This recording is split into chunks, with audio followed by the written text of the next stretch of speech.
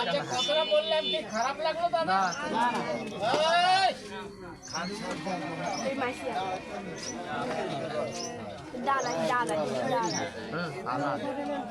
দুটাই কুলিন, কেউ কয় কেউ কয় ভোগপুর সাপ, কেউ কয় কুলিন সাপ।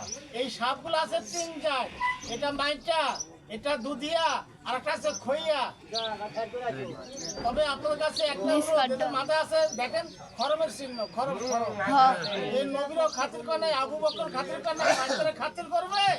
কিছু বাচ্চা লোক আসে এসে কয় সাপের তাবিজ আছে, নিয়ে যা। সাপ ধরতে পারবি, সাপের মাথায় পা দুটো কামড়াবে না, পুরো মিথ্যা কথা। সাপ তো নবীরা খাতির করে নাই, এই একদম বাইটাও মরে সাপের হাতে। সাপ ধরা কোনো তাবিজ নাই, সাপের তাবিজ নিয়ে সাপ ধরতে পারবে না, আর 5 টাকা আমার বেশি খাবে। রাগ করেন না। এই কিভাবে ধরবেন শিখেলাম। রে রে এই মাথা বাড়ি কর,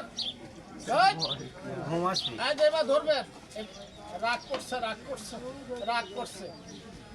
এই বেদের মেয়ে দুটাই না মাই কথা দিয়ে আছে, আরে আরে বলে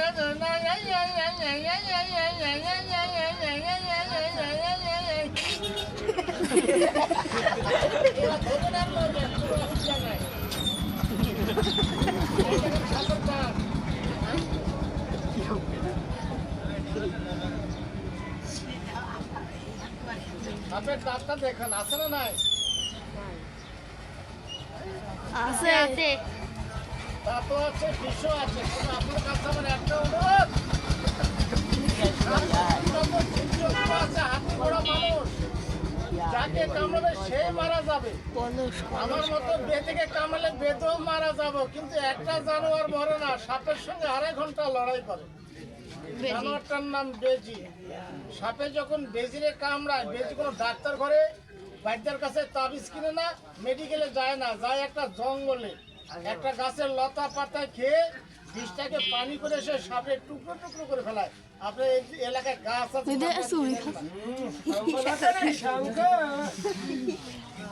গাছটার নামে আমি বলে দিতেছি। যদি কারো বাড়িতে এরকম সাপে খোসা পাল্টায়, চামড়া পাল্টায়, অনেকে বাড়িতে পাল্টায়, 9 থেকে 10 মাস সাপ ওই বাড়িতে থাকে, তাহলে গাছটা তুললে সে ঘরে রেখে দেবেন।